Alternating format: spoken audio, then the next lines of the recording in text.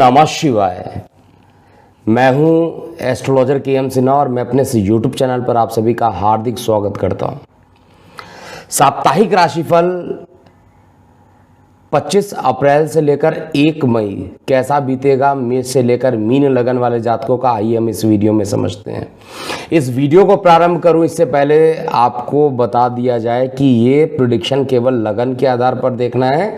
अगर आपको लगन नहीं पता है तो साइड के ही डिस्प्ले में आपको लगन और चार्ट दिखाई देगा और उसके अकॉर्डिंग आपको अपने प्रेडिक्शन को चेक करना है। तो सबसे पहले समय ना वेस्ट करते हुए स्टार्ट करते हैं मेष लगन वाले जातकों का ये पूरा हफ्ता कैसा बीतेगा। देखिए, मेष लगन में चंद्रमा की जो उपस्थिति होगी वो कुंभ राशि से निकलकर मेष राशि तक होगी, अर्थात आपकी कुंडली में लगन से एकादश भाव, द्वादश भाव और लगन में चंद्रमा का गोचर होगा। अब इस गोचर के परिणाम स्वरूप क्या होगा, क्योंकि ये महीना जो है, इस महीने का अंतिम हफ्ता बहुत ही निर्णायक होगा। शनि देव न्यायाधीश जिसको कहते हैं, उनका राशि परिवर्तन 29 अप्रैल को होगा। राशि परिवर्तन पर ऑलरेडी वीडियो बनाया जा चुका है, लेकिन मेष लगन वाले जातकों का अगर देखा जाए तो स्टार्टिंग यानी हफ्ते का जो प्रारंभ है और हफ्ते का जो अंत है वो आपके फेवर में आता हुआ दिखाई दे रहा है, लेकिन हफ्ते का जो मध्य रहेगा उतना ही कष्टप्रद रहेगा। चंद्रमा आपकी कुंडली में सुख के मालिक माने जाते हैं और इस समय चंद्रमा का जो गोचर होगा एकादश भाव में होगा। हफ्ते का जो प्रारंभिक 2 दिन होगा, जो भी काम आपको निपटाने हैं आप उसको कंप्लीट कर लीजिए, क्योंकि चंद्रमा के राशि में शनिदेव का प्रवेश 29 अप्रैल को होगा, लेकिन उस समय चंद्रमा अलग राशि में पहुंच जाएंगे। फिलहाल चंद्रमा शुक्र और मंगल के साथ उपस्थित रहेंगे, तो इस कारण शरीर में ऊर्जा बनी रहेगी और शरीर में ऊर्जा बनी रहने के कारण आप कई प्रकार के कार्यों को सिद्ध कर सकते हैं। यहाँ पर जो इम्पोर्टेंट बात देखने में आ रही है, जीवन साथी के साथ ये पूरा हफ्ता बड़ी कड़वाहट वाला बीतेगा। आप ऐसे मान के चलिए, किसी भी कार्य को अगर आप करते हैं तो उसमें जीवन साथी का सहयोग आपको नहीं मिलने वाला है, चाहे वो हफ्ते का प्रारंभ हो या मध्य हो या अंत हो। हालांकि हफ्ते के कुछ दिनों में, जिसको मैं दैनिक राशिफल में बताऊंगा, उसमें आपके जीवन साथी का सहयोग मिल सकता है। बिजनेस पार्टनर के साथ किसी बात को लेकर एक विवाद हो सकता है और हफ्ते का जो प्रारंभ रहेगा वो प्रेम प्रसंग में उन्नति होना और साथ में विद्यार्थी वर्गों के शिक्षा में कुछ ना कुछ उत्कृष्ट प्रदर्शन के कारण मनोबल बढ़ा रहेगा। शरीर ऊर्जावान महसूस करेगा और साथ में शेयर, सट्टा और लॉटरी से भी आपको लाभान्वित होगा।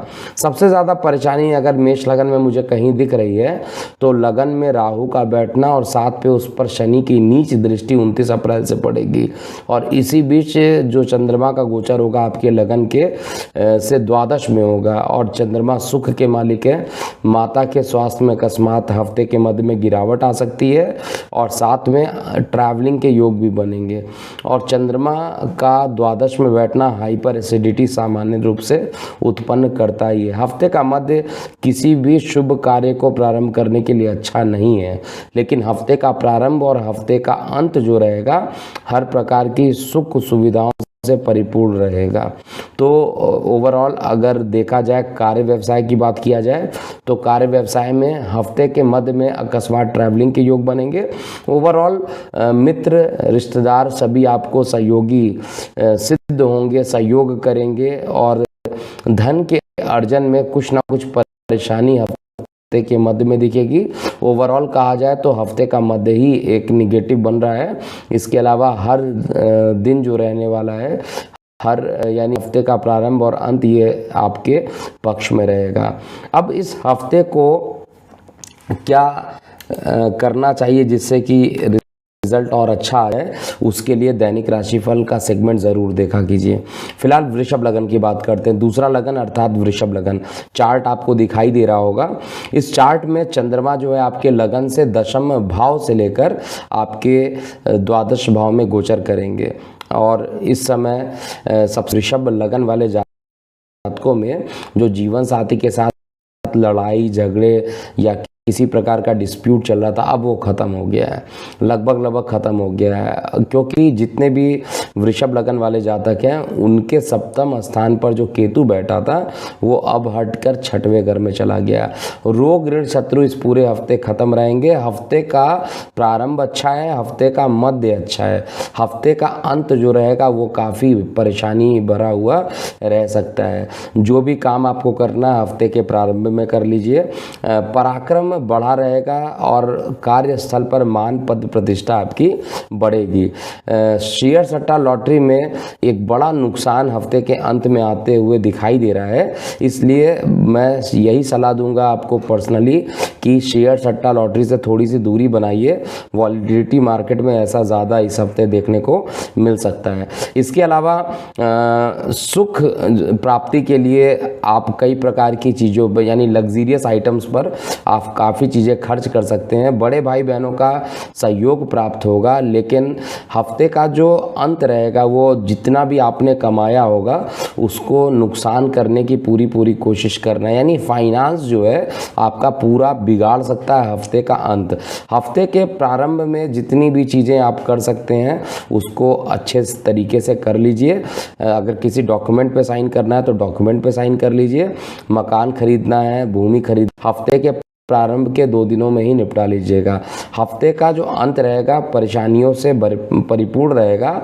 छोटे भाई बहनों से किसी प्रकार का विवाद हो सकता है और साथ में पराक्रम में आप कमी का अनुभव भी हफ्ते के अंत में करेंगे। गुप्त शत्रुओं से इस समय बचकर आपको रहना चाहिए।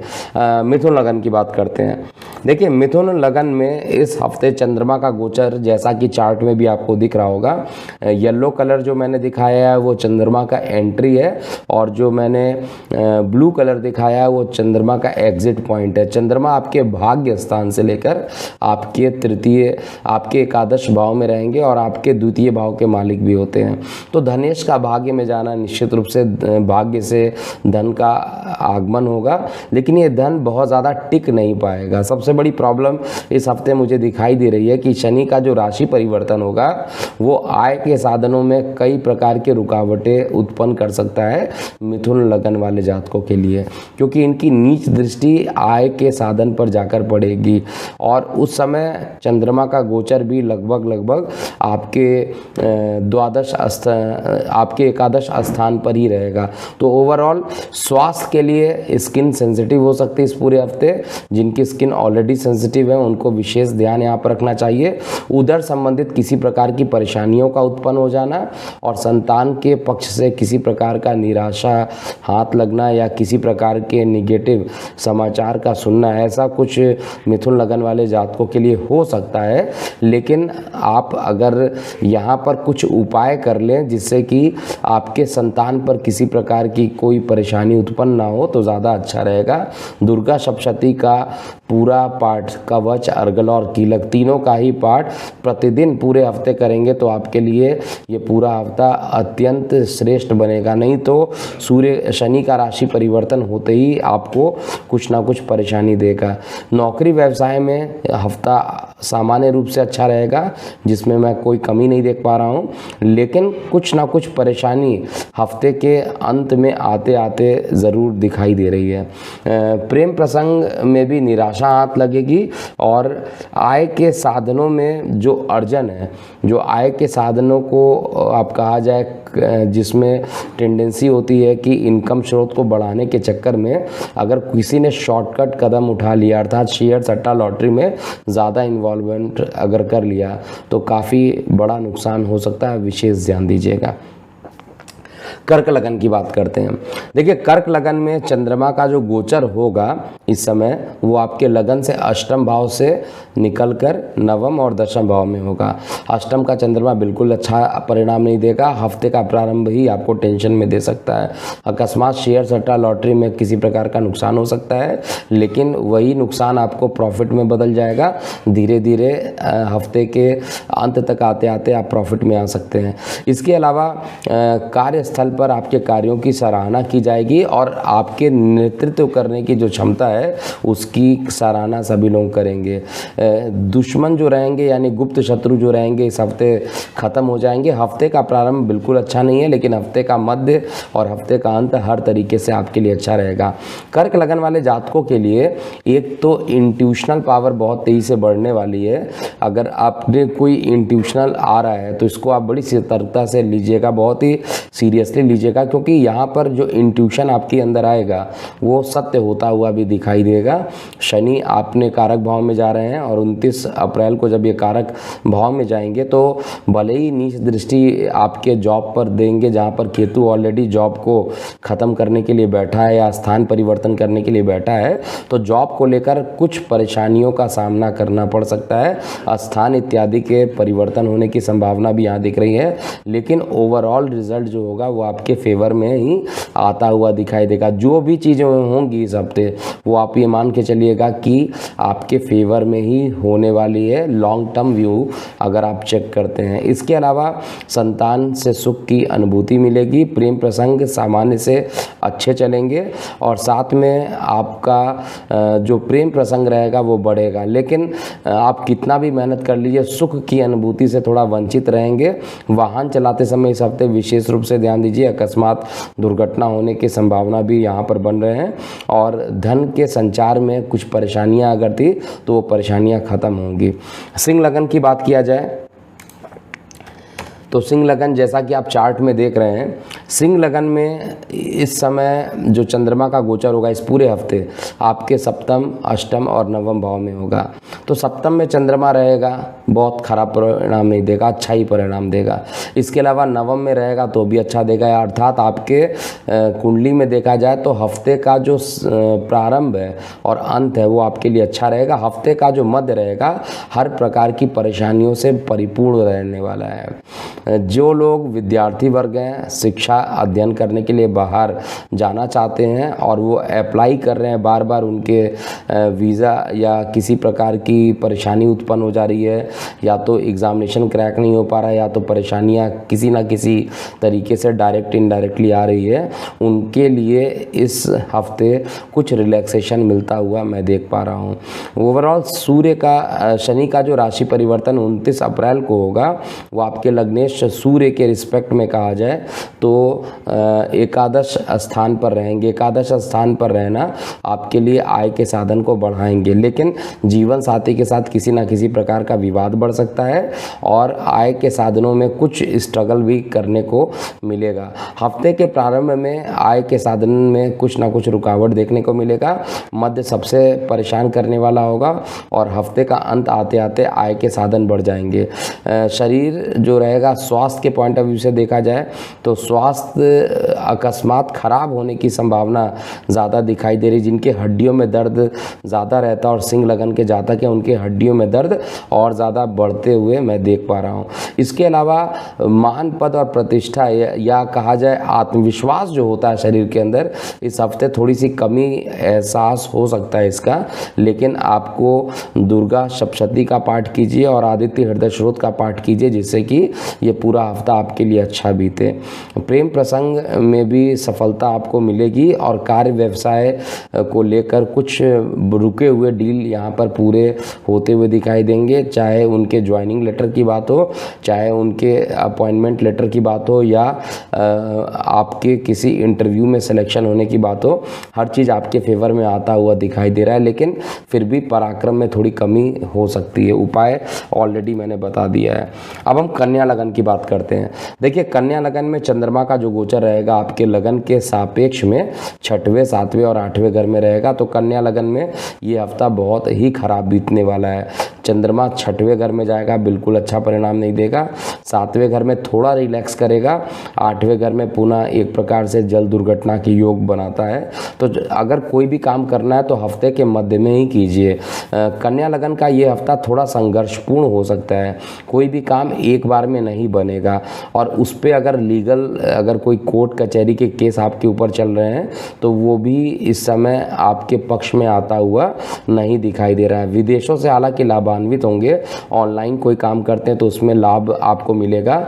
और इसके अलावा देखा जाए तो भाग्य का साथ मिश्रित रहेगा। हफ्ते के प्रारंभ का कुछ पार्ट आपके भाग्य को ज़रूर साथ देगा, लेकिन पूरे तरीके से दैनिक रोजगार के क्षेत्र में और बिजनेस से या जीवन साथी का जो साथ होगा वो आपको हफ्ते के मध्य में ही देखने को मिलेगा। हफ्ते का प्रारंभ और अंत काफ़ी संघर्षपूर्ण रहेगा और इस समय क्योंकि परेशानी रहेगी तो उपाय भी नोट करते हुए चलिएगा। इस पूरे हफ्ते गणपति जी की ज़रूर आराधना कीजिएगा और गौ माता की सेवा कीजिएगा।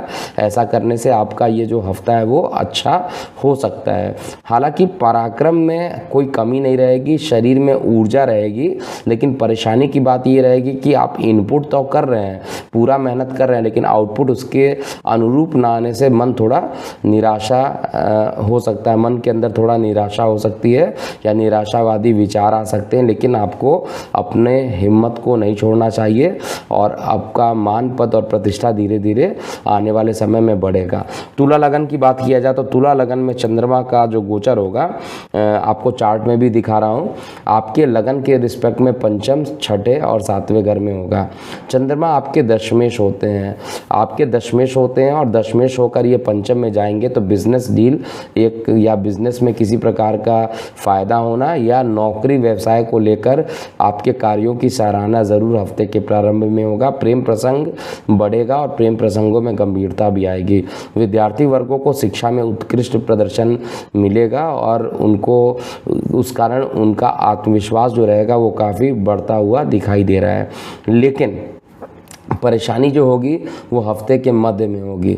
हफ्ते के मध्य में अकस्मात गुप्त शत्रु का बढ़ जाना, और वैसे भी मैं आपको बार बार बता चुका हूँ जब से बृहस्पति देव का राशि परिवर्तन हुआ है तुला में, आपके गुप्त शत्रु बहुत तेज़ी से बढ़ सकते हैं।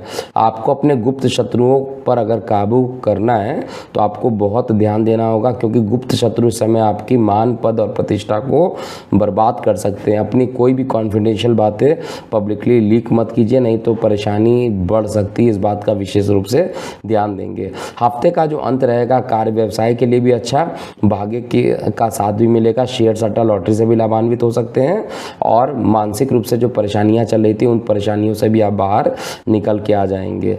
वृश्चिक लगन की बात किया जाए तो वृश्चिक लगन में ये जो पूरा हफ्ता रहेगा उसमें चंद्रमा का गोचर आपके चतुर्थ स्थान से लेकर पंचम और छठवें घर तक होगा।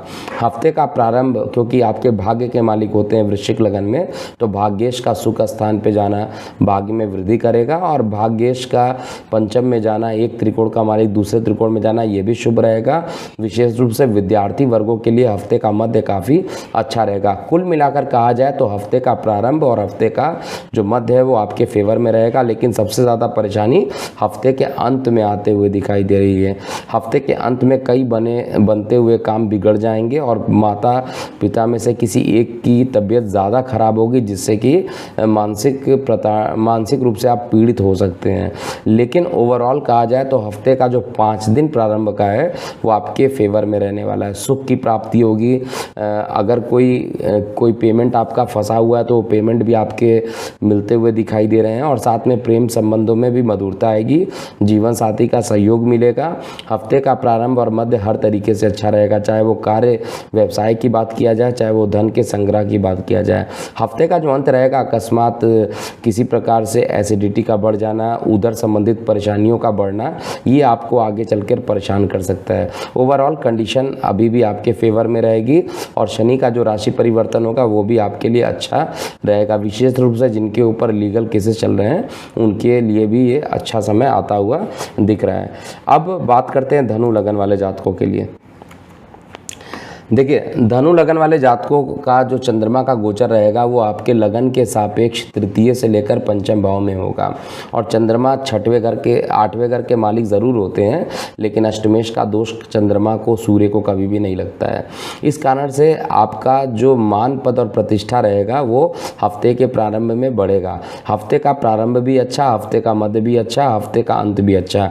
तो धनु लगन में एक बार पुनः ऐसी चीज़ें निकल के आ रही हैं कि ये पूरा हफ्ता आपके लिए अच्छा अच्छा रहेगा, लेकिन शीघ्रता से पैसा कमाने की जो चाहत रहेगी और शेयर सट्टा लॉटरी में जो जल्दीबाजी रहेगी उसके कारण एक भारी नुकसान झेलने को मिल सकता है। इसलिए मैं रिकमेंडेशन ये कहूँगा कि इस हफ्ते बिल्कुल भी शेयर सट्टा लॉटरी में पैसे ना लगाएं, नहीं तो एक बड़ी नुकसान हो सकता है और जिसके कारण आप अपना आर्थिक रूप से परेशानी को और बढ़ा सकते हैं। शनि का जो राशि परिवर्तन हो रहा है, राशि परिवर्तन होते ही ये पिता के स्वास्थ्य को खराब करेगा, क्योंकि सीधे शनि की नीच दृष्टि पिता तुल्य सूर्य पर पड़ेगी और सूर्य इस समय गोचर में उच्च के हैं, तो यहाँ पर परेशानी ज़रूर उत्पन्न हो सकती है। गर्भवती महिलाओं के गर्भहानि का योग भी हफ्ते के अंत में आता हुआ दिखाई दे रहा है। 29 अप्रैल के बाद थोड़ी परेशानियां धनु लगन में बढ़ सकती है और सबसे बड़ी परेशानी मैं ऑलरेडी बता चुका हूं कि शनिदेव जब मूल त्रिकोण में रहेंगे तो वहां पर